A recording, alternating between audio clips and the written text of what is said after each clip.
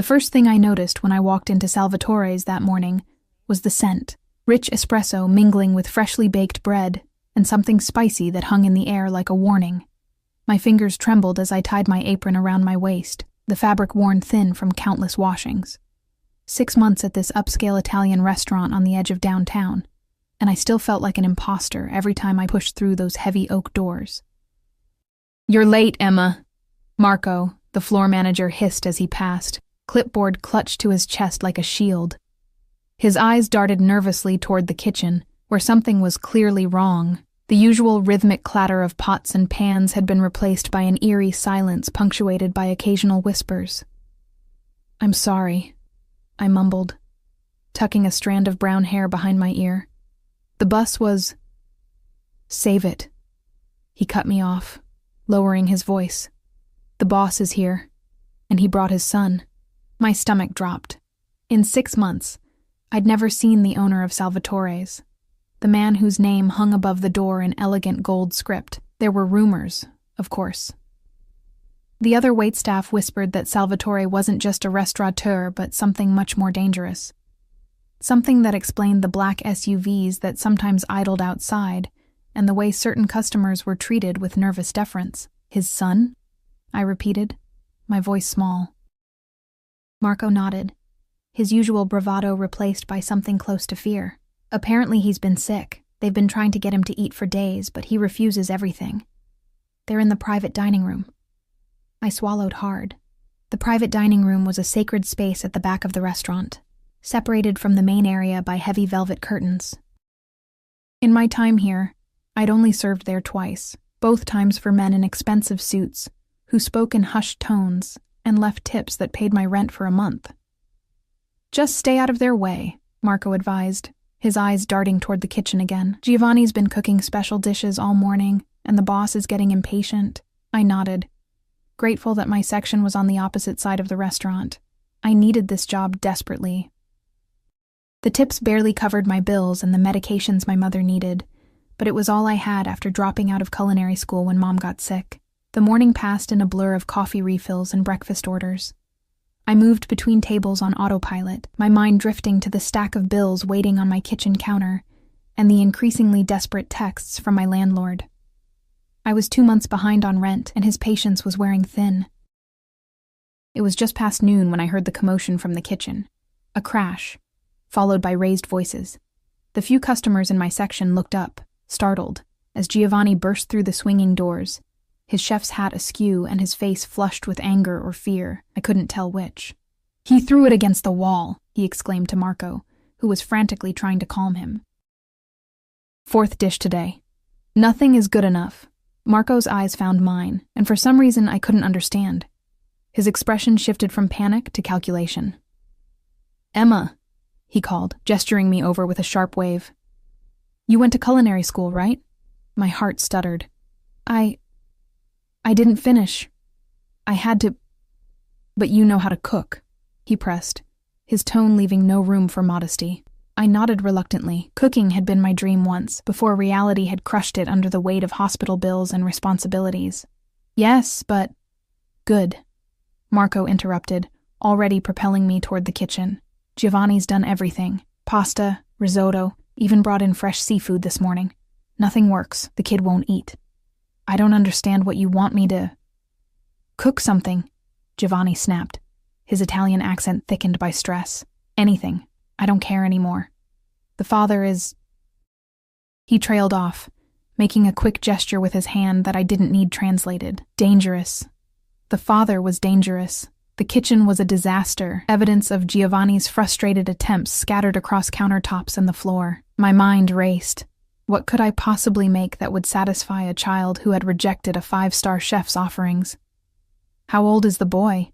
I asked, rolling up my sleeves automatically. 7, maybe 8, Marco replied, checking his watch nervously. "And we have 20 minutes before the boss loses what little patience he has left."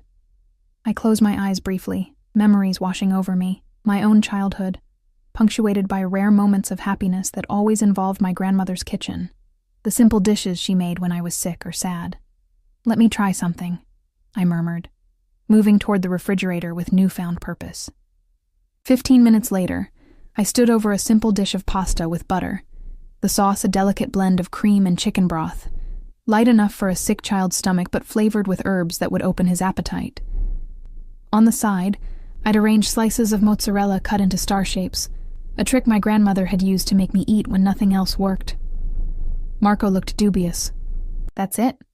That's what you're sending out after Giovanni's feast was rejected?" I bit my lip, suddenly aware of the enormity of what I was doing. "It's what my grandmother used to make when I was sick. It's comforting." Giovanni threw up his hands in defeat, and Marco sighed heavily before taking the plate. "Your funeral," he muttered, pushing through the doors toward the private dining room. I held my breath, counting seconds that stretched into minutes. The restaurant had fallen quiet, as if every person inside was listening along with me. Then, the soft creak of the private dining room door opening. Marco's face appeared, his expression unreadable. He beckoned me with a single finger. My legs felt like lead as I crossed the restaurant floor, aware of every eye on me. When I reached the heavy curtain that separated the private dining room from the rest of the space, Marco leaned in close. "He ate it," he whispered, his breath hot against my ear. "All of it. And now the father wants to see you." The private dining room was dim, lit only by a crystal chandelier that cast dancing shadows across the deep red walls. My eyes took a moment to adjust, and when they did, I had to suppress a gasp. Seated at the head of a long mahogany table was the most intimidating man I had ever seen. Tall and broad-shouldered, with olive skin and piercing dark eyes that seemed to look straight through me. His black suit was impeccably tailored, the fabric clearly expensive, and a heavy gold watch gleamed on his wrist. This, then, was Salvatore, not just the owner of the restaurant, but, if rumors were to be believed, the head of one of the city's most powerful crime families. Beside him sat a small boy with the same dark eyes, his face pale but his cheeks now showing a hint of color. An empty plate sat before him, the star-shaped cheese slices gone. "You made this?" Salvatore asked, his voice deep and accented, each word precisely chosen. I nodded, not trusting myself to speak. "My son has been ill for 5 days," he continued, one large hand resting protectively on the boy's shoulder. "He has refused everything, the best chefs, the best doctors." He paused, studying me with an intensity that made my skin prickle. "Yet he eats your simple pasta." "Why?" I swallowed hard, gathering my courage. "When I was sick as a child, my grandmother made this for me. It's not about complexity. It's about comfort." Something shifted in his expression. A subtle change I couldn't quite read. He leaned forward slightly. "Your name?" "Emma," I replied, my voice barely above a whisper. "Emma Chen." "Emma," he repeated, the sound of my name in his mouth sending an unexpected shiver down my spine. "My son, Matteo, would like more stars." He gestured to the empty plate. Relief flooded through me. "Of course, right away." I turned to leave, but his voice stopped me. "You will make his meals from now on. Only you." It wasn't a request. I looked back at him, at the possessive way his hand rested on his son's shoulder, at the cool authority in his gaze that expected no argument. "I'm just a waitress," I said weakly. "I didn't even finish culinary school." A smile curved his lips, though it didn't reach his eyes. "And yet, my son eats your food when he rejects all others. That makes you much more than just a waitress, doesn't it, Emma Chen?" The way he said my full name made it sound like he was memorizing it, cataloging me among his possessions. I felt a chill despite the warmth of the room. "Tomorrow," he continued, "you will come to my home. Matteo needs to regain his strength, and clearly you have something that appeals to him." His gaze traveled over me slowly, assessingly, as if seeing me properly for the first time. "My driver will collect you at 7. I have shifts here," I stammered, searching for any excuse. "And my mother. She's ill. I can't leave her." Something dangerous flickered in his eyes. "Your shifts are no longer a concern. As for your mother..." He withdrew a sleek phone from his jacket pocket and spoke rapidly in Italian to someone on the other end, before returning his attention to me. "What is her condition?" The abrupt question caught me off guard. "Multiple sclerosis," I replied automatically. "She needs daily care and medications that insurance barely covers." He nodded once, decisively. This is no longer your concern either. A nurse will attend to her, and all medical expenses will be handled. My head spun with the casual way he rearranged my entire life in the space of seconds. Why would you do that? His smile widened, revealing perfect white teeth that reminded me of a predator. My son has not eaten properly in 5 days, yet he finished your meal and asks for more. This makes you valuable to me, Emma Chen. And I take care of what is valuable to me. The possessiveness in his tone was unmistakable. I wasn't being hired. I was being acquired. What if I say no?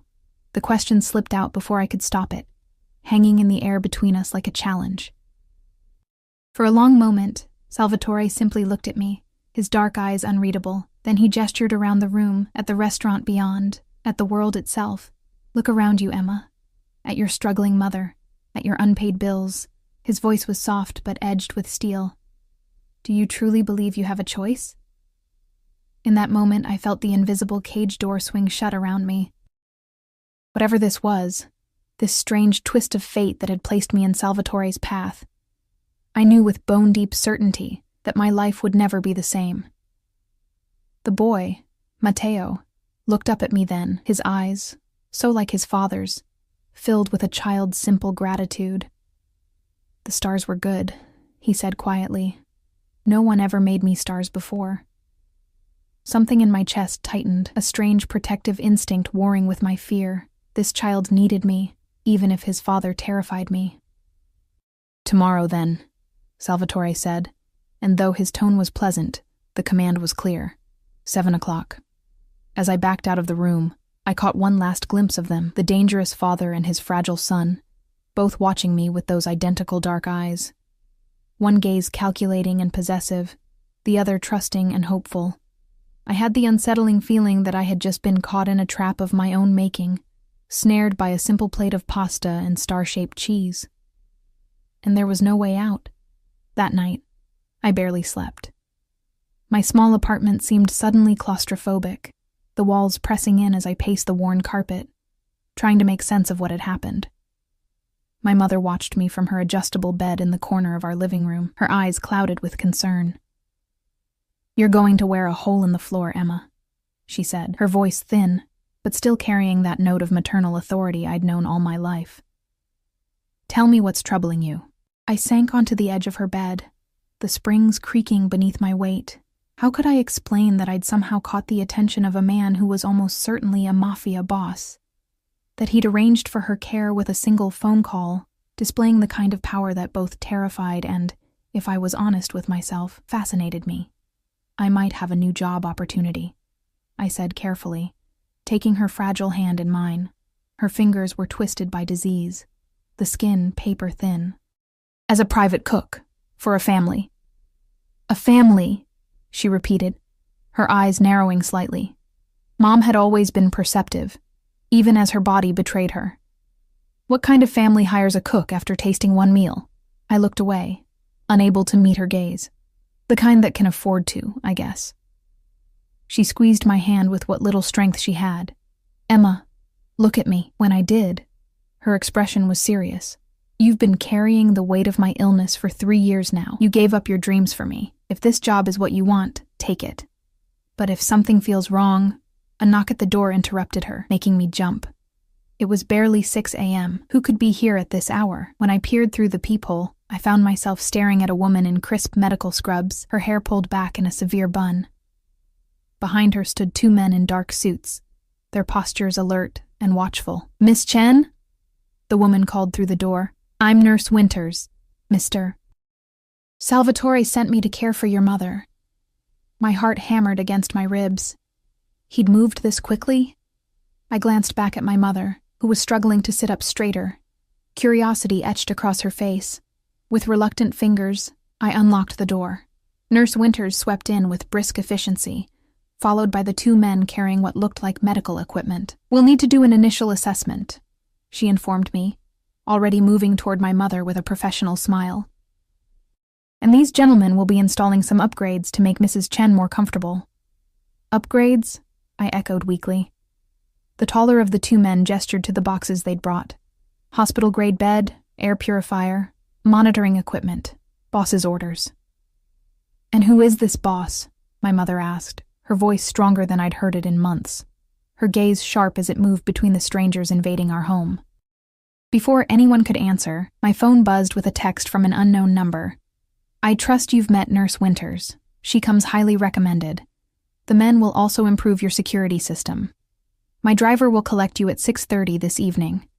Pack for a few days. A few days? I stared at the message, anxiety crawling up my spine. This was moving too fast, spiraling beyond my control. Emma? My mother's voice cut through my panic. What's happening?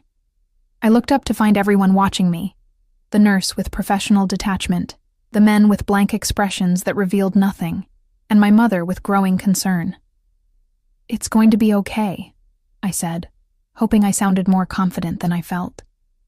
These people are going to help you while I start this new job. My mother's eyes narrowed further, but she didn't press me in front of strangers. Instead, she submitted to Nurse Winter's examination with quiet dignity, while the men began unpacking their equipment. I retreated to my tiny bedroom, closing the door behind me. Sinking onto my bed, I wrapped my arms around myself, trying to still the trembling that had taken hold of my body. What had I gotten myself into? And yet, when I thought of Matteo's pale face lighting up as he ate my simple pasta, something inside me softened. A child was a child, regardless of who his father was. The day passed in a blur of activity. By afternoon, our modest apartment had been transformed. My mother had a state-of-the-art hospital bed, complete with remote controls and pressure-relieving mattress. A sleek monitoring system sat beside it, and Nurse Winters had arranged my mother's medications in a computerized dispenser. New locks had been installed on the doors and windows, and one of the men had mounted a small security camera in our entryway. Mr. Salvatore values security, he explained when he caught me staring at it. Or surveillance, I thought, but didn't say. At precisely 6:30, my phone buzzed again. Car waiting. I'd packed a small bag with shaking hands, unsure what to bring. Clothes for a few days, toiletries, the worn photo of my grandmother that I kept on my nightstand. As I kissed my mother goodbye, her eyes searched mine. Whatever this is, she whispered. Remember who you are, Emma. You are stronger than you think. I wasn't so sure about that, but I nodded, squeezing her hand one last time before heading for the door. The car waiting outside was not the black SUV I'd expected, but a sleek silver Bentley, its windows tinted so dark they appeared almost black. A driver in a crisp suit held the rear door open for me, his expression impassive. Miss Chen, he greeted me with a slight nod. Mr. Salvatore is expecting you. The interior of the car was all soft leather and subtle luxury. As I settled into the back seat, I caught a faint scent of expensive cologne. Sandalwood and something darker, more complex, the same scent I'd noticed clinging to Salvatore's suit the day before. We drove through the city in silence, moving from my working-class neighborhood into areas I rarely visited. Exclusive districts where trees lined wide streets and houses sat back from the road behind ornate gates. Finally, we turned onto a private drive that wound through meticulously landscaped grounds. The house that came into view took my breath away. House wasn't even the right word. It was a mansion, sprawling and elegant, its stone facade illuminated by subtle landscape lighting. Fountains played in formal gardens, the water sparkling in the gathering dusk. We're here, Miss Chen, the driver announced unnecessarily, pulling up to a grand entrance flanked by marble columns. Before I could reach for my bag, the car door opened, and there stood Salvatore himself, tall and imposing in another perfectly tailored suit, his dark eyes assessing me as I stepped out. Emma, he said, my name rolling off his tongue like he was tasting it. Welcome to my home. Up close, he was even more intimidating than I remembered. A thin scar ran along his jaw, visible only when he turned his head just so. His hair, black with threads of silver at the temples, was swept back from a face that might have been handsome, if not for the cold calculation in his eyes. Thank you for arranging care for my mother, I said, finding my voice at last. It wasn't necessary to, it was entirely necessary. He cut me off, taking my bag from the driver with a casual strength that made the gesture more possessive than courteous. "Come. Matteo is waiting." He placed a hand at the small of my back to guide me up the steps, his touch firm enough to brook no argument but careful, as if I were something fragile and valuable. I was acutely aware of the heat of his palm through the thin fabric of my blouse, of how small I felt beside him. The entrance hall was a soaring space of marble and crystal, a chandelier the size of my entire apartment hanging overhead. Staff stood at attention as we passed. A butler, several maids, and men who didn't look like household staff at all, but rather like the security personnel who had visited my apartment that morning. "Your home is beautiful," I murmured, for lack of anything better to say. Salvatore's lips quirked in what might have been amusement. "This is just one of my residences. Perhaps you'll see the others in time." The casual presumption that I would remain in his orbit long enough to visit his other homes sent another chill through me. This wasn't a job offer. It was an acquisition. We passed through several richly appointed rooms, before reaching what appeared to be a residential wing. Salvatore stopped before a door carved with intricate patterns and knocked softly. "Matteo," he called, his voice gentler than I'd heard it before. "I've brought someone to see you." The door opened to reveal a slight woman in a nurse's uniform, her expression softening when she saw Salvatore. "He's had a good day, sir," she reported. "His fever is down, and he's been asking about the lady with the stars." Salvatore nodded, dismissing her with a gesture before ushering me into a child's paradise. The room was enormous, one wall entirely glass looking out over illuminated gardens. A custom bed shaped like a race car dominated one corner, surrounded by shelves laden with toys and books. A massive television was mounted on another wall, gaming consoles arranged neatly beneath it. And there, propped up against pillows in the race car bed, was Matteo. His color was better than the day before. His dark eyes, so like his father's, lighting up when he saw me. "You came!" he exclaimed, his voice high and clear. "Papa said you would cook for me again." Salvatore's hand pressed more firmly against my back, guiding me toward the bed. "I told you I would bring her, didn't I, tesoro?" he said, affection evident in his tone. "Emma is going to stay with us for a while, to make sure you eat properly and get strong again." Matteo beamed at me, revealing a missing front tooth that made him look endearingly ordinary, despite his extraordinary surroundings. "Will you make stars again?" I couldn't help but smile back, my fear momentarily forgotten in the face of his childish enthusiasm. "I can make stars, and moons, and whatever shapes you like. I have a special kitchen prepared for you," Salvatore informed me, watching our interaction with those observant eyes that seemed to miss nothing. "Anything you require will be provided." I turned to look at him, suddenly aware of how close he stood, how the scent of his cologne enveloped me. "I don't understand why you've gone to all this trouble. Surely your regular chef could learn to make what Matteo likes." Something dark flashed in his eyes. "My son has rejected food prepared by a dozen chefs. He eats what you make. That makes you irreplaceable." The word hung between us, heavy with implication. Irreplaceable. Valuable. His. "Emma will make dinner now, yes, Papa?" Matteo asked, oblivious to the tension crackling in the air between his father and me. Salvatore's expression softened as he looked at his son. "Yes, she will, and then perhaps she can read you a story before bed." His gaze shifted back to me, a statement rather than a question. I nodded, not seeing any choice but to agree. I'd like that. His smile was satisfied, like a man who has acquired something he's long desired. "Perfect. I'll show you to your kitchen, and then to your rooms. You'll find I've had some suitable clothes delivered for you. The ones you brought are—" His eyes swept over my simple jeans and sweater, his distaste evident. "Inadequate for your new position." My cheeks burned with embarrassment and a flicker of anger. "My clothes are perfectly functional for cooking," I protested. "You are no longer merely a cook, Emma," Salvatore replied, his tone making it clear the matter was not open for discussion. "You are a member of my household now. You will dress accordingly." Before I could respond, Matteo piped up. "Can she make chicken stars tonight, Papa?" Salvatore's expression changed again, the hard edges softening when he looked at his son.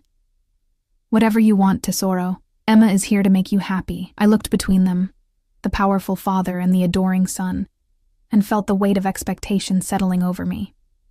Whatever was happening here went beyond a simple job. Salvatore had decided I was valuable, and now I belonged to him in some way I didn't fully understand yet. As if reading my thoughts, he leaned closer, his breath warm against my ear as he whispered, "Don't look so frightened, Emma. I take excellent care of what belongs to me. You'll want for nothing here." A shiver ran down my spine, not entirely from fear. There was something mesmerizing about him, about the absolute certainty with which he moved through the world, bending it to his will. "I don't belong to anyone," I whispered back, summoning what little courage I possessed. His smile was slow and knowing. "We'll see." As he guided me out of Matteo's room toward the kitchen he'd prepared for me, his hand never left the small of my back, a constant reminder of his presence, his control, his claim.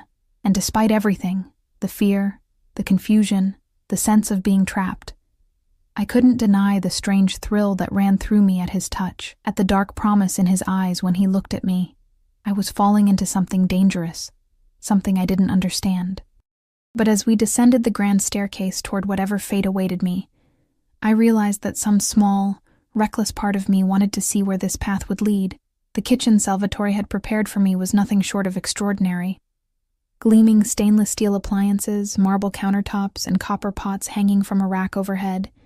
It was the kind of space I had dreamed about during my brief time in culinary school.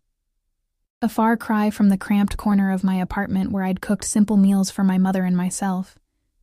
Or even the chaotic professional kitchen at Salvatore's restaurant. "Is it to your satisfaction?" Salvatore asked, watching me as I ran my fingers along the cool marble surface. It's beautiful," I admitted, unable to hide my awe. He nodded, pleased with my reaction.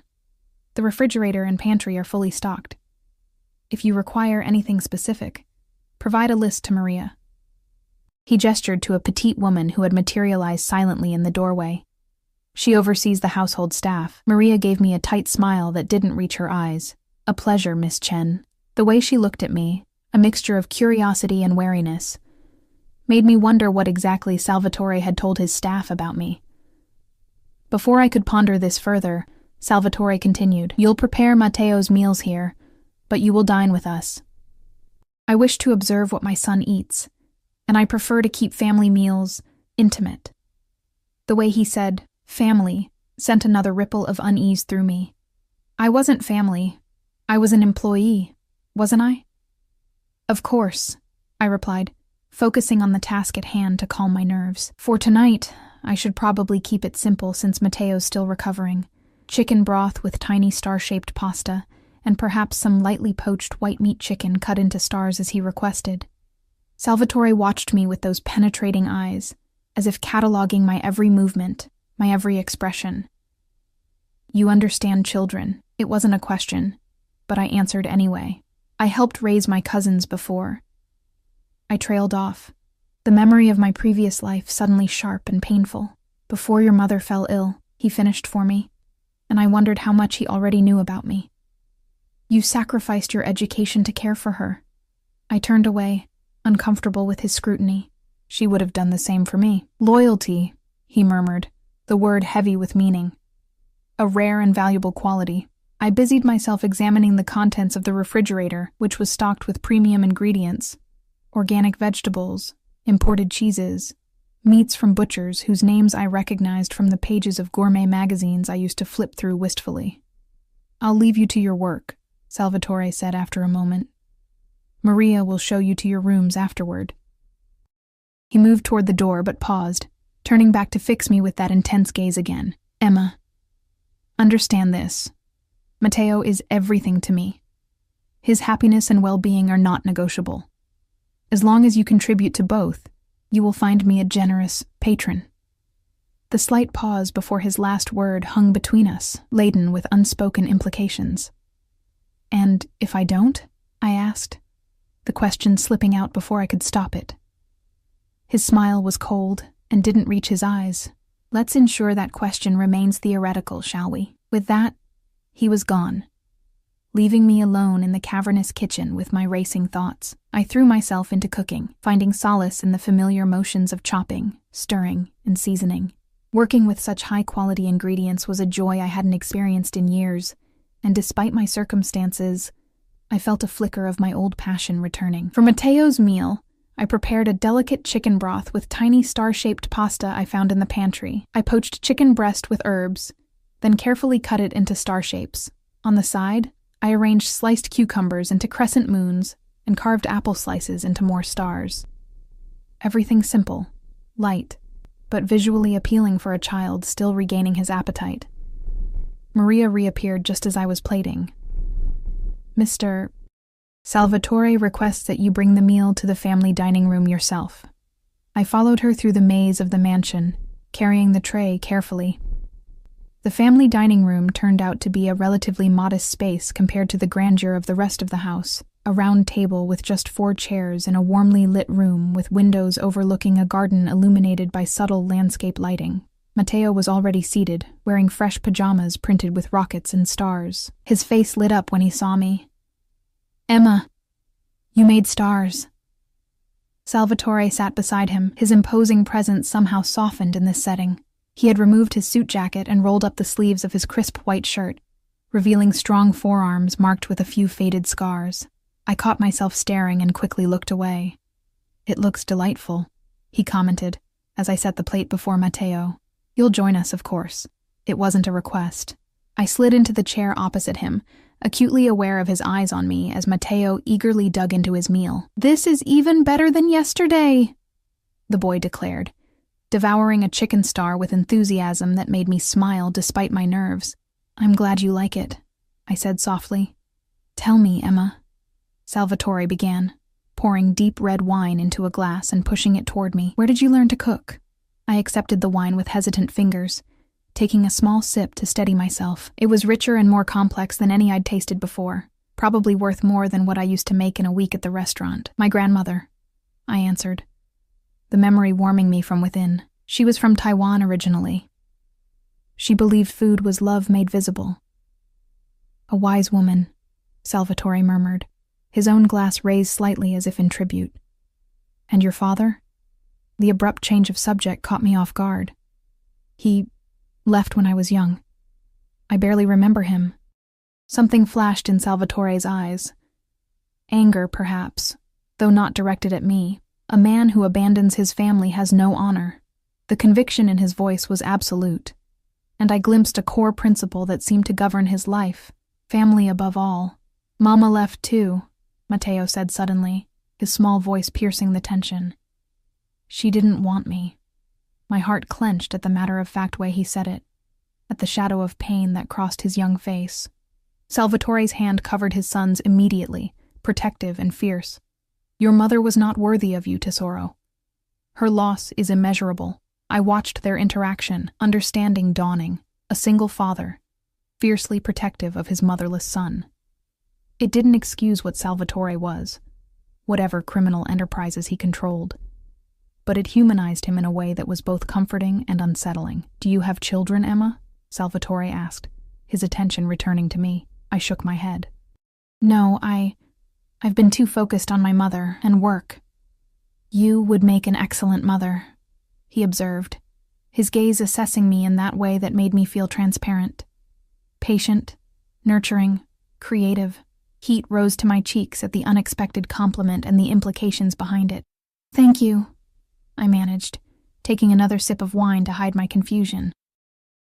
The rest of the meal passed in similar fashion, Salvatore asking questions that peeled back layers of my life while revealing little about himself, Matteo chattering happily between bites, and me growing increasingly aware of the strange intimacy developing between the three of us. By the time Matteo had finished his meal and was struggling to keep his eyes open, I felt both drained and oddly exhilarated, as if I'd passed some sort of test without knowing the criteria. "I promised to read him a story," I reminded Salvatore, noticing Matteo's drooping eyelids. "So you did." He stood, lifting his son into his arms with gentle strength. "Come." I followed them back to Matteo's room, where Salvatore tucked the boy into his race car bed, with a tenderness that contrasted sharply with the controlled power he exuded in every other setting. He pressed a kiss to his son's forehead, murmuring something in Italian that sounded like a blessing or a prayer. Then he straightened and turned to me. I have matters to attend to. Read to him until he sleeps, then Maria will show you to your rooms. After he left, I settled beside Mateo's bed with a book he eagerly pulled from his nightstand. A story about a young astronaut exploring distant stars. As I read, his eyelids grew heavier until he finally drifted off, one small hand clutching the edge of my sleeve. I gently extracted myself and turned to find Maria waiting silently in the doorway. "This way, Miss Chen," she said, leading me through another wing of the sprawling mansion. The rooms Salvatore had mentioned turned out to be a luxurious suite larger than my entire apartment. A sitting room with elegant furnishings opened onto a bedroom dominated by a four-poster bed draped with fine linens. A marble bathroom featured a soaking tub and shower with more settings than I knew what to do with. Floor-to-ceiling windows offered views of moonlit gardens, and in the distance, the glittering lights of the city. "Your belongings have been unpacked," Maria informed me, gesturing to a walk-in closet. "Mr. Salvatore has provided additional items he thought you might require." Curious, I opened the closet door and gasped. Hanging in neat rows were garments I could never have afforded. Dresses, blouses, pants, all in my size but made of fabrics that felt like liquid between my fingers. Designer labels I recognized from magazines, shoes arranged on illuminated shelves. "There must be some mistake," I stammered. "I'm just here to cook for Mateo." Maria's expression remained impassive. "Mr. Salvatore was quite specific about your accommodations and wardrobe. The items in the blue section are for cooking and casual wear. The black section is for evenings. The red..." Her eyes flickered briefly. "The red section is for special occasions." I glanced at the red section and felt heat rise to my face at the sight of silken garments that seemed designed for seduction rather than practicality. "If you require anything else, use this," Maria continued, handing me a sleek smartphone. "It's programmed with necessary contacts and has security features Mr. Salvatore insists upon for all household members." Household members, not staff, not employees. The distinction wasn't lost on me. "Mr. Salvatore wishes to see you in his study before you retire," she added, moving toward the door. 15 minutes. I'll return to escort you." Alone in the opulent suite, I sank onto the edge of the bed, trying to process the whirlwind of the past 24 hours. I'd gone from struggling waitress to... what, exactly? Private chef? That didn't explain the luxurious accommodations, the expensive clothes, the way Salvatore looked at me with that possessive intensity. The phone in my hand buzzed with a message. "Your mother is comfortable and sleeping peacefully. Medications administered on schedule. Will update again in morning." Nurse Winters attached was a photo of my mother, looking indeed peaceful in her new bed, surrounded by equipment that would monitor her condition through the night. Another reminder of the power Salvatore wielded and the golden cage he was constructing around me. 15 minutes later, I'd changed into one of the casual outfits from the closet, a simple but elegantly cut blouse and pants that fit me perfectly, raising more questions about how Salvatore had obtained my measurements. I followed Maria through the quiet mansion, our footsteps muffled by thick carpets. She knocked on a heavy wooden door, then left me standing there alone when a deep voice called, "Enter."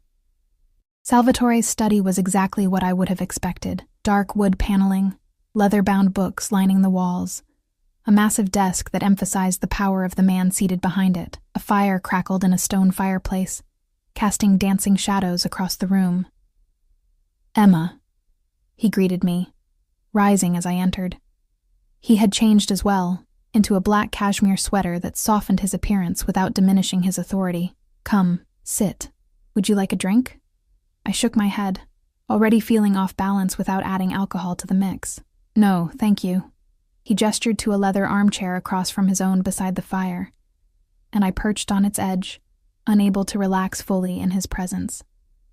"Mateo is asleep?" he asked, settling into his own chair with casual grace. "Yes." He barely made it through half the story. Salvatore nodded, satisfaction evident in his expression. "He ate well, thanks to you." "More than he has in a week. I'm glad I could help," I said carefully. "But I still don't understand why you've gone to all this trouble. The clothes, the suite, my mother's care." It seems excessive for a cook. His dark eyes studied me over the rim of his crystal tumbler. You are not a cook, Emma. You are the person who brought my son back from the brink when doctors and specialists failed. He set down his glass, leaning forward slightly. Do you know what it's like to watch your child refuse food day after day? To see him wasting away and be powerless to stop it? The raw emotion in his voice caught me off guard. No, I can't imagine. It is... He paused, searching for the word. Terrifying, even for a man like me, who has faced many dangers without flinching. A man like me. The understated acknowledgement of what he was, hung in the air between us. You've researched me, I assume. He continued, his tone matter of fact. Or at least heard rumors. I swallowed hard, wondering how honest I should be. People at the restaurant whispered that you were... connected. Powerful beyond just owning restaurants. A smile played at the corners of his mouth. A diplomatic way of putting it. He leaned back in his chair, regarding me with those penetrating eyes. I control certain interests in this city. Business, real estate, entertainment. Some of these interests operate outside conventional legal frameworks. The casual admission should have terrified me, but instead, I found myself appreciating his directness. Why are you telling me this? I asked. Because I want you to understand your position clearly. He steepled his fingers, his expression serious. You have a unique ability to reach my son in a way no one else has managed since his mother abandoned us 3 years ago. That makes you invaluable to me, Emma. Not as an employee, but as an essential part of my household. Of my family's well-being. The weight of his words settled over me. This wasn't a job offer. It was something far more complex and binding. What exactly are you asking of me? I whispered, my heart pounding against my ribs. Salvatore rose from his chair and moved to stand before me, his towering presence making me feel small and vulnerable. He reached down, his fingers gently tilting my chin up to meet his gaze. I'm offering you a place in my home. Security for yourself and your mother. A kitchen where you can create without limitations. In return, you will care for Matteo. Ensure he thrives. His thumb brushed along my jawline, the touch sending an unexpected shiver down my spine. And you will remain under my protection. Protection. The word carried layers of meaning, of obligation and control. For how long? I managed to ask, fighting the urge to lean into his touch. His smile was slow and certain. Let's not pretend this is temporary, Emma. You've seen what I can provide. You've felt the connection with my son.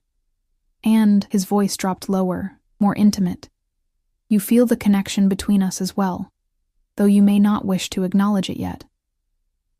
Heat bloomed in my chest, spreading upward to my cheeks. I wanted to deny it, to tell him he was mistaken, but the intensity of his gaze seemed to strip away any possibility of deception. I barely know you, I protested weakly. That will change, he replied with absolute confidence. Time is something I have in abundance. His hand moved from my chin to cup my cheek, the gentle possession of the gesture making my breath catch. 1 month, he said. Stay for 1 month. Care for Matteo, cook in your beautiful kitchen. Let me show you the life you could have here. After that, if you wish to leave, I will not stop you. Your mother's care will continue regardless of your decision. It was a generous offer on the surface, far more generous than I had expected, and yet, I sensed the steel beneath the velvet. Salvatore was not a man accustomed to being refused. 1 month, I agreed, my voice barely above a whisper. His smile widened, satisfaction and something darker, more possessive flickering in his eyes. Excellent. His thumb traced the curve of my lower lip, the touch so intimate it made my pulse race. You should rest now. Tomorrow will be a full day. He stepped back, breaking the spell that had momentarily enveloped us. Breakfast is at 7. Matteo will be eager to see what stars you create for him. I stood on shaky legs, nodding. Good night, then. As I reached the door, his voice stopped me. Emma. I turned to find him watching me, his expression unreadable in the firelight. You made the right choice, he said softly. I would have been most disappointed by any other answer. The gentle threat lingered in the air as I slipped out, making my way back through the silent mansion to my luxurious prison. In my suite, I changed into silk pajamas I found laid out on the bed, another item from the wardrobe Salvatore had prepared, and stood at the window, looking out at the city lights in the distance. Somewhere out there was my old life, my cramped apartment, the restaurant where I'd been just another anonymous waitress. Here, I was something else. Something valued, desired, and caged. As I slid between sheets softer than any I'd ever felt, I tried to tell myself I'd made a pragmatic decision. 1 month in luxury, ensuring my mother's care, cooking in a dream kitchen. I could endure anything for 1 month. But as sleep claimed me, Salvatore's face followed me into dreams. His dark eyes watching, his hands gentle yet possessive, his voice promising things I couldn't quite decipher, but that made my body warm with anticipation and dread in equal measure. I was falling into his world, and some treacherous part of me wanted to see how deep the rabbit hole went. Days melted into a week, then 2, in Salvatore's mansion. A routine emerged from the chaos of my new reality. Mornings spent crafting creative breakfasts for Matteo, whose appetite grew stronger by the day. Afternoons exploring the vast kitchen and experimenting with recipes I'd once only dreamed of trying. Evenings dining with father and son in that intimate family room, where the lines between employee and something more blurred with each passing day. Matteo blossomed under my attention, his childish enthusiasm for my star-shaped foods, expanding to include moons, rockets, and eventually entire celestial landscapes crafted from fruits, vegetables, and carefully shaped proteins. His recovery was remarkable. The pale, listless boy I'd first encountered transformed into an energetic child who dragged me through the gardens to show me his favorite hiding spots, or begged me to watch him demonstrate his growing prowess at video games. "You've given him back his joy," Salvatore commented one evening as we watched Matteo race a remote-controlled car across the marble floors of the grand entrance hall, his laughter echoing off the high ceilings. I had forgotten what it sounded like. I glanced at him, caught off guard by the emotion in his voice. In these unguarded moments, when his attention was fixed on his son, I glimpsed the man beneath the menacing exterior, a father who would move heaven and earth for his child. "He's a wonderful boy," I replied softly. "Smart, curious, kind. You've raised him well." Salvatore's expression tightened slightly. "I've done my best," after his mother decided motherhood was less appealing than the modeling career I had apparently stunted. It was the most he'd revealed about Matteo's absent mother, and I treaded carefully. "Her loss." His eyes shifted to me, dark and assessing. "Yes, her loss indeed." That night, I found a small velvet box outside my suite door. Inside was an elegant gold bracelet studded with tiny star-shaped diamonds that caught the light when I moved my wrist. No note accompanied it, but none was needed. The gifts had started appearing around the 4th day. First small tokens left in the kitchen, imported spices, artisanal chocolates, then more personal items, a silk scarf in my favorite shade of blue, an antique cookbook with handwritten notes in the margins, a bottle of perfume I'd admired in a magazine once but never dreamed of owning. I knew I should refuse them, return each one with a firm reminder that I was here only to cook for Matteo. But each gift was so perfectly chosen, so aligned with my tastes and desires, that I couldn't help but wonder how much effort Salvatore was putting into understanding me. And then, there were the moments when our paths crossed in the mansion's corridors, his hand brushing mine as he passed me a glass of wine at dinner, his body close behind me as he reached past to open a door, his eyes lingering when he thought I wasn't looking. Each encounter charged with an electricity that both frightened and thrilled me. "You've cast quite a spell on the boss," Maria commented one morning as she helped me locate a particular spice in the massive pantry. Her tone was carefully neutral, but her eyes were sharp with curiosity. "I'm just doing my job," I replied, busying myself with examining a jar of saffron threads to avoid her gaze. She made a soft sound, something between a laugh and a snort. "In the 15 years I've worked for Mr. Salvatore, I've never seen him personally select a woman's wardrobe or give her the East Wing suite." She paused, then added more quietly, "or look at someone the way he looks at you." Heat rose to my cheeks. "You're mistaken." "I don't think so." Maria closed the pantry door, fixing me with a serious gaze. Be careful, Miss Chen. Mr. Salvatore is complicated. When he wants something, he gets it, and he's decided he wants you. Before I could respond, she was gone, leaving me with the unsettling confirmation of what I'd suspected but tried to deny. That evening, as I was finishing preparations for dinner, my phone buzzed with a message from Salvatore. Wear something from the red section tonight. Matteo will dine with Maria. We have matters to discuss. S. My pulse quickened. The red section of my wardrobe, the clothes Maria had described as for special occasions, had remained untouched since my arrival. I'd peek at them occasionally, running my fingers over silks and laces in deep crimson shades, but had never found the courage, or reason, to wear them. In my suite, I stood before the open closet, examining my options with trembling hands. I finally selected the most modest of the collection, a deep burgundy wrap dress with a neckline that hinted rather than revealed, the fabric clinging just enough to suggest curves without being overtly provocative. When I entered the smaller dining room, I found it transformed. The usual bright lights had been dimmed, replaced by the warm glow of candles scattered across the table, a bottle of champagne chilled in an ice bucket, and the usual place settings had been replaced with fine china I hadn't seen before. Salvatore rose as I entered, his eyes traveling slowly from my face down the length of my body and back again.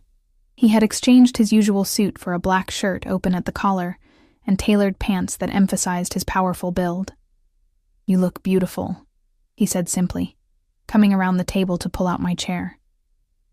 Thank you, I murmured, acutely aware of his proximity as I sat, of the scent of his cologne enveloping me. Where's Matteo? Having a Disney marathon with Maria. He returned to his seat across from me, pouring champagne into fluted glasses. He was disappointed not to have dinner with you, but perked up considerably when I mentioned pizza and ice cream were on the menu. I smiled despite my nerves, imagining Matteo's delight. You spoil him. I do, Salvatore agreed without apology, handing me a glass. Life is unpredictable and often cruel. I see no reason to deny him small pleasures when I can provide them. His words carried an undercurrent I couldn't quite decipher, a shadow of something that hinted at experiences that had shaped his worldview. To new beginnings, he said, raising his glass in a toast. I hesitated only briefly before touching my glass to his. New beginnings. The meal that followed was exquisite. Dishes I hadn't prepared, presumably from the chef who managed Salvatore's formal entertaining. We ate and talked, the conversation flowing more easily than I would have expected, ranging from food to art to travel. Salvatore revealed glimpses of a cultured intellect behind his intimidating exterior, describing trips to galleries in Florence and theaters in Vienna with genuine passion.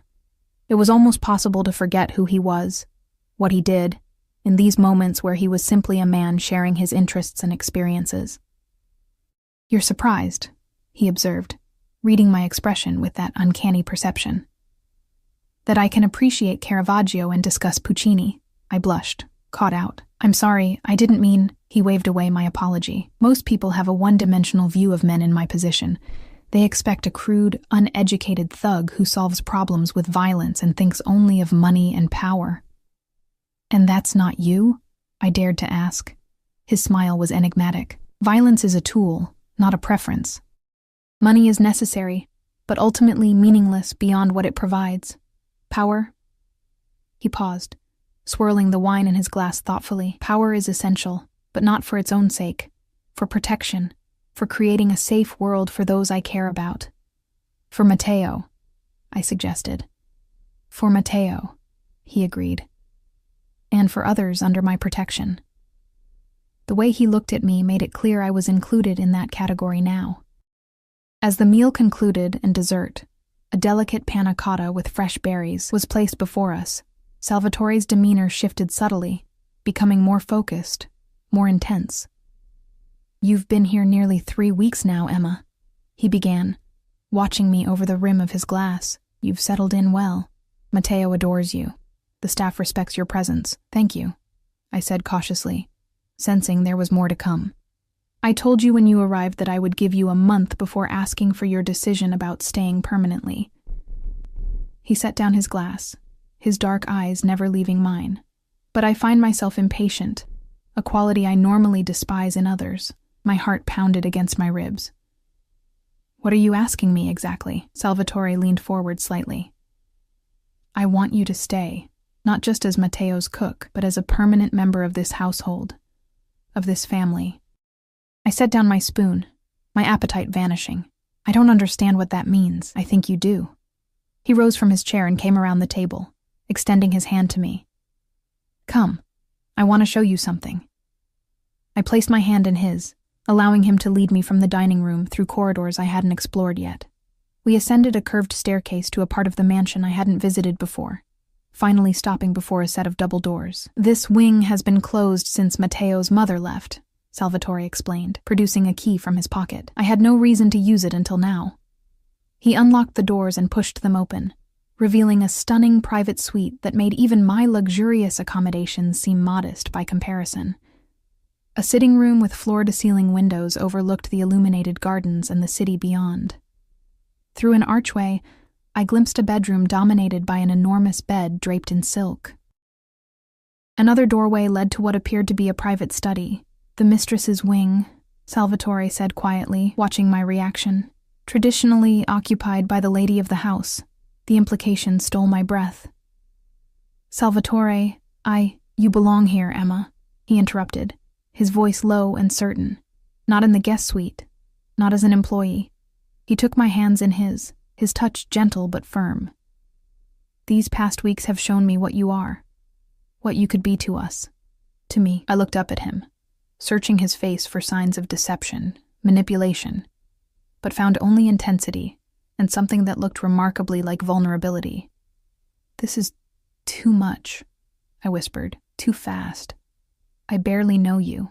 You know more than you think, he countered. You've seen me with my son. You've observed how I run my household, how I treat those under my protection. And I've watched you, your kindness, your creativity, your quiet strength. His hands tightened slightly on mine.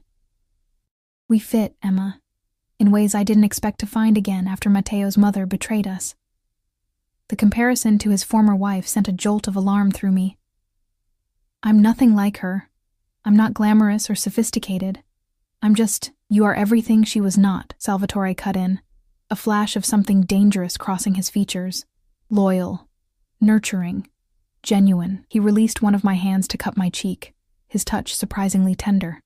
And far more beautiful, though you don't see it yourself. My skin burned beneath his palm, a confusing mix of emotions flooding through me. Fear, attraction, disbelief, and something dangerously close to longing. I need time, I managed. This isn't what I expected when I came here. A smile curved his lips. What did you expect, Emma? That a man like me would bring a woman like you into his home and remain unmoved? That I would watch you care for my son, bring life back to my table and feel nothing? Put that way, it did seem naive. But still, your world is dangerous, I said softly. What you do, who you are. My world can protect you in ways you can't imagine, he countered. Your mother's health is already improved with the care I've provided. Your financial worries are gone. You cook in a kitchen most chefs only dream of. His thumb traced my lower lip, sending shivers down my spine. And you would have me, completely devoted to you and Matteo. A family. Family. The word echoed in my mind, stirring longing for something I'd lost when my grandmother died and my mother fell ill. Stability, belonging, security. I don't know what to say, I whispered truthfully. Salvatore's eyes darkened. Say nothing then. Let me show you instead. Before I could respond, he leaned down and kissed me, his lips gentle at first, then more insistent as I failed to pull away. And God help me, I didn't want to pull away. His kiss was intoxicating. Confident without being domineering, passionate without being crude. His arms encircled me, drawing me against the solid warmth of his chest, and I found myself responding, my hands sliding up to his shoulders. When we finally broke apart, I was breathless, my thoughts scattered like stars across a midnight sky. Tell me you felt nothing, Salvatore challenged softly, his forehead resting against mine. "And I will never touch you again." I couldn't lie. Not to him, and certainly not to myself. I felt something. But this is all happening so fast. He stroked my hair back from my face with surprising tenderness. "We have time. I've waited this long to find someone worthy of standing beside me, of helping raise my son. I can be patient a while longer." The way he looked at me, as if I were precious, irreplaceable, made my heart ache with a confused longing. No one had ever looked at me that way before. "I should check on Matteo," I said, needing space to think, to breathe without the intoxicating scent of his cologne clouding my judgment. Salvatore nodded, releasing me reluctantly. "Of course." He brushed a final kiss against my temple. "Think about what I've said, Emma, about what I'm offering. Not just luxury, but belonging, protection, family." As I moved toward the door, he added, "And Emma?" When I turned back, his expression was serious, almost vulnerable. "I don't make such offers lightly, or often." I nodded, understanding the significance of what had just transpired. This powerful, dangerous man had just laid his heart bare, at least as much as someone like him could, and despite everything, the speed, the circumstances, my lingering doubts about his world, part of me wanted to accept. That night, I lay awake in my luxurious bed, my fingers absently tracing the star-shaped diamonds on the bracelet he'd given me. Through my window, I could see the city lights twinkling in the distance like a galaxy just out of reach. My old life seemed impossibly far away now, fading like a dream upon waking. My phone buzzed with the nightly update from Nurse Winters. "Your mother had a good day. The new treatment Dr. Morris prescribed is showing positive results. She asked about you. I told her you were doing well in your new position." Attached was a photo of my mother sitting up in her bed, color in her cheeks I hadn't seen in months, a book open on her lap. She looked better than she had in years. Another message followed almost immediately, this one from Salvatore. "Sleep well, Emma. I find myself counting the hours until breakfast." Such a simple message, yet it sent warmth spreading through my chest. Was this what it felt like to be wanted? Not just desired, but truly valued? I closed my eyes, remembering the feel of his lips on mine, the strength in his arms as he held me, the way he looked at me as if I were the answer to a question he'd been asking his entire life. 1 week remained of my promised month. 1 week to decide if I would step fully into Salvatore's world, with all its danger and luxury and intensity. 1 week to determine if what I felt in his presence was real, or merely the product of circumstances and his overwhelming charisma. But as I drifted toward sleep, one truth became increasingly clear. I was already far deeper than I had intended to go, and the thought of leaving this place, this life, this man and his son, created a hollow ache in my chest I wasn't sure I could bear. The final days of my promised month unfolded like scenes from a dream I wasn't entirely sure I wanted to wake from. Matteo's health had fully returned, his appetite robust, his energy boundless. Each morning he bounded into the kitchen while I prepared breakfast, eager to see what shapes I'd created for him, his delight in the simplest things infectious. "Emma, will you stay forever?" he asked one afternoon as we sat in the garden, watching butterflies flit between late-blooming flowers. The autumn air carried a crisp edge, but the sun was warm on our faces. I looked down at his hopeful expression, at those dark eyes so like his father's, and felt my heart constrict. "Would you like me to stay?" He nodded emphatically. "Papa smiles now. He didn't smile before you came." Such a simple observation, yet it carried the weight of truth.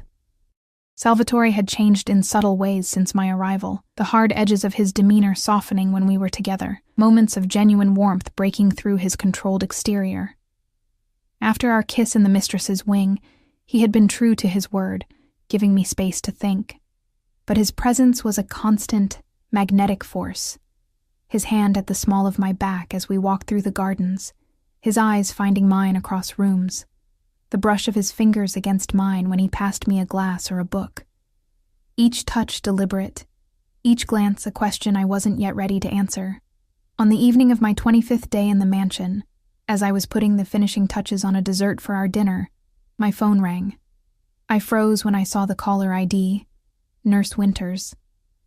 Hello? I answered, anxiety immediately clutching at my throat. Miss Chen, please don't be alarmed, she began, her professional tone tinged with urgency. Your mother has experienced some difficulty breathing. We've stabilized her, but Dr. Morris believes she should be evaluated at the hospital as a precaution. The whisk I'd been holding clattered to the counter. I'll come right away.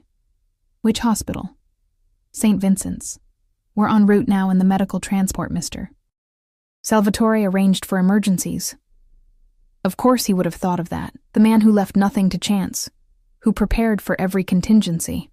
I ended the call just as Salvatore appeared in the doorway of the kitchen. Concern etched across his features. What's happened? My mother, I explained, already untying my apron with trembling fingers. She's being taken to St. Vincent's. I need to go to her. Without hesitation, he pulled out his phone. Antonio will bring the car around. I'll come with you. You don't have to. I do, he interrupted firmly. You're upset. You shouldn't be alone. Before I could protest further, he was guiding me through the mansion, his arm around my shoulders, providing a steadiness I desperately needed. Within minutes, we were in the back of his sleek Bentley, speeding toward the city with a driver who seemed to know exactly which traffic laws could be bent in service to his employer's wishes. Salvatore held my hand throughout the journey, his thumb stroking soothing patterns across my skin. He didn't offer empty reassurances or platitudes, just the solid comfort of his presence. At the hospital, doors opened for him. Staff jumped to attention, and we were escorted to a private waiting area while my mother was being examined. I paced the small room, anxiety making it impossible to sit still. What if she's worse? What if the treatments haven't helped as much as we thought? What if... Salvatore caught me mid-pace, his hands gentle but firm on my shoulders. Emma, look at me. I raised my eyes to his, finding an unexpected softness there. Your mother is receiving the best care possible. Dr. Morris is the top specialist in the country for MS. If there is anything to be done, it will be done. I promise you this. The certainty in his voice calmed something in me, reminding me that I was no longer alone in caring for my mother, in carrying the burden of her illness. Thank you, I whispered, leaning into him almost unconsciously. His arms encircled me, strong and protective, and I allowed myself to draw comfort from his embrace. We remained that way until a doctor entered, a distinguished man with silver hair and a kind face who introduced himself as Dr. Morris. I straightened immediately, bracing for bad news.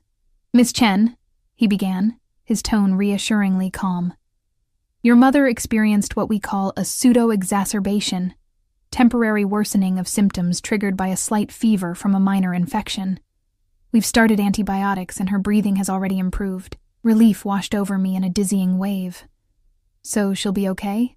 More than okay, he replied with a small smile. Despite this setback, the new treatment protocol is showing remarkable results. The latest MRI shows significant reduction in active lesions.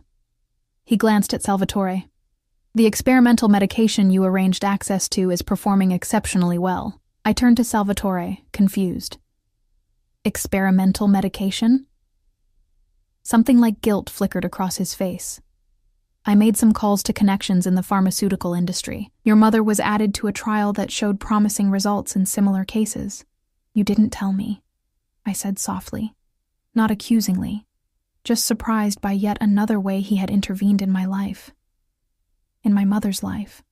I didn't want to give you false hope, he explained. And I wanted to be sure it was helping before I mentioned it. Dr. Morris cleared his throat discreetly. Your mother is asking for you, Miss Chen. She's in room 412, a private suite. She should be able to return home tomorrow if all remains stable. Thank you, doctor, Salvatore said, his tone making it clear the conversation was concluded. As the doctor left, I turned fully to Salvatore, studying his face in the harsh hospital lighting. You arranged experimental treatment for my mother without telling me. He met my gaze steadily. Yes. Why? His answer was simple, direct. Because she matters to you, and you matter to me. The honesty in his voice, in his eyes, broke something open inside me, a last barrier of resistance I'd been maintaining against the tide of emotions he evoked. I need to see her, I said, my voice thick with unshed tears. Salvatore nodded. Of course. I'll wait here. I found my mother in a room that looked more like a luxury hotel suite than a hospital room. Plush chairs for visitors, tasteful artwork on the walls, a window with a view of the city skyline. She was propped up on pillows, looking tired but far better than I had feared. Emma, she greeted me, extending her hand. You didn't need to rush here. They're making a fuss over nothing. I sat beside her, taking her hand in mine. Breathing difficulty isn't nothing, Mom. She waved dismissively with her free hand. A little shortness of breath, that's all. This new treatment has me feeling better than I have in years, despite today's hiccup. She studied my face. You look different. I blushed under her scrutiny. Different how? Healthier. More vibrant. Her eyes narrowed shrewdly and conflicted. This job is more than just cooking, isn't it? I should have known I couldn't hide anything from her. It's complicated. It's that man, the one who arranged all this. It wasn't a question. Nurse Winters mentioned he owns half the city, and the other half is afraid of him. Mom, I'm not judging, Emma, she interrupted gently. I just want to understand. You've been so vague in your messages, talking about the kitchen and the boy, but never explaining why a man like that would go to such lengths for a cook. I took a deep breath, deciding honesty was the only path forward. He wants me to stay permanently, not just as Matteo's cook, but as more. As his lover? She asked bluntly. I felt heat rise to my cheeks. Nothing's happened. Not really. But yes, I think that's part of it. She was quiet for a moment, considering. And what do you want, Emma? The question hit me like a physical blow. What did I want?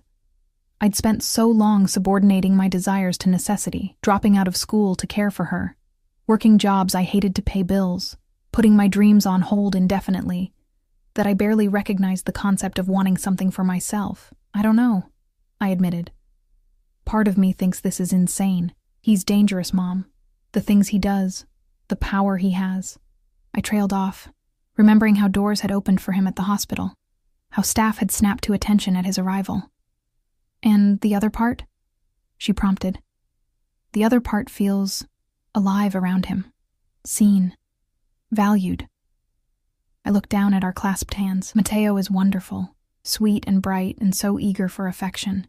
And Salvatore is complicated. But there's something real beneath all the power and control. When he looks at me, I feel like he's seeing something no one else has ever noticed. My mother squeezed my hand. You know, your father looked at me that way once, like I was a revelation. I stiffened slightly. She rarely spoke of my father, the man who had walked out when I was too young to form lasting memories of him. Before he left, you mean? I said quietly. She smiled sadly. Yes, before that. Love doesn't always last, Emma. But that doesn't mean it isn't real while it exists. Are you saying I should accept? Move into a Mafia boss's mansion and become what? His mistress? His wife? I'm saying you should listen to your heart for once, instead of your sense of obligation or practicality. She reached up to touch my cheek. You've sacrificed so much for me. Maybe it's time you chose something for yourself, even if it's complicated, even if it's dangerous. I leaned into her touch, tears threatening. What if I make the wrong choice? Then you'll deal with the consequences, just as you've always done. Her voice grew softer. But Emma, watching you deny yourself happiness year after year has been its own kind of pain for me. This man, whatever else he may be, makes you feel something. I can see it in your eyes. Before I could respond, a soft knock at the door announced a nurse with medication. I kissed my mother's forehead, promising to return the next day when she would be discharged. In the waiting room, I found Salvatore standing at the window, his powerful silhouette outlined against the city lights. He turned as I entered, his expression questioning. She's doing better, I assured him. Thank you for everything. He nodded, studying my face. You've been crying. I touched my cheek, surprised to find it damp. Just emotional, I guess. Salvatore moved closer, his hand reaching up to brush away a tear I'd missed. Let me take you home. Home. The word resonated strangely. Not my apartment, but his mansion. When had I started thinking of it as home? In the car, We sat in comfortable silence, the events of the evening having shifted something between us. As we passed through the city toward the winding road that led to his estate, I found myself studying his profile in the passing lights. The strong jaw, the straight nose, the hints of silver at his temples that somehow enhanced rather than diminished his magnetism. "You're staring," he observed, his voice tinged with amusement. I didn't look away. "I'm deciding." His eyes met mine, understanding dawning. "About staying?" "Yes." We lapsed into silence again until the car pulled through the gates of the estate, gravel crunching beneath the tires. When we stopped at the entrance, Salvatore dismissed the driver with a nod. "Walk with me," he said, offering his hand. I took it, allowing him to lead me through the gardens now lit by subtle landscape lighting.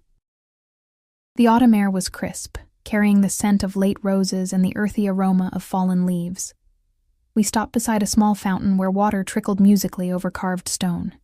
"When Matteo was born," Salvatore began unexpectedly, "I promised myself I would give him everything: security, opportunity, love. Things my own father never provided." He turned to face me, still holding my hand. When his mother left, I thought I had failed him somehow, that I hadn't been enough. The vulnerability in his admission caught me off guard. "You're a good father, Salvatore. I try to be." His thumb stroked across my knuckles. "But something was missing until you came. You brought light back into this house, Emma, into our lives." He stepped closer, his free hand coming up to cup my cheek. "I know what I am. The things I've done. The world I inhabit. I wouldn't ask you to enter it blindly." "I know enough," I whispered. "Do you?" His eyes searched mine. "I have enemies. My business is often dangerous. The protection I offer comes with its own price. A cage, even a golden one, is still a cage," I said softly. He nodded, a sad smile touching his lips. "Yes, but every choice in life carries constraints, Emma. Your devotion to your mother has been its own kind of cage, has it not? Poverty, its own prison?" I couldn't deny the truth of his words. "I'm offering you a different kind of life," he continued. "One with luxury, yes, with protection and privilege, but also with challenges uniquely its own." His gaze intensified. "I'm offering you a family, myself, Matteo. A place where you belong completely." I thought of my mother's words, of the way Matteo's face lit up when I entered a room, of the dreams I'd abandoned and the new ones that had begun to form in this strange, unexpected chapter of my life. "If I stay," I began carefully, "I need to know it's real, not just gratitude because I helped your son, or fascination that will fade once the novelty wears off." Salvatore's expression softened with something that looked remarkably like tenderness. "Emma Chen, I have commanded respect, inspired fear, and purchased loyalty throughout my life. But in you, I've found something I cannot demand or buy: genuine care for my son, understanding of the man beneath the power, and a spirit that both challenges and complements my own." He lifted my hand to his lips, pressing a kiss against my palm that sent warmth cascading through me. "Is that real enough for you?" In that moment, standing in the moonlight with this dangerous, compelling man, I made my choice. I stepped forward, closing the distance between us, and raised my face to his. "Yes," I whispered against his lips. "It's real enough." His kiss was possessive yet tender, claiming yet giving. His arms encircled me, drawing me against the solid warmth of his chest, as if he would never let go. And perhaps he wouldn't. This man who held on to what he valued with unwavering determination. When we finally broke apart, his dark eyes gleamed with satisfaction and something deeper, more profound. "Welcome home, Emma." And in those words, I found my answer. Home wasn't a place, not my childhood house with my grandmother's kitchen, not the apartment I'd shared with my mother, not even this palatial estate with its gardens and fountains. Home was where you were seen, valued, and chosen. Where you belonged. In Salvatore's arms, with Matteo's future stretching before us, I had found mine.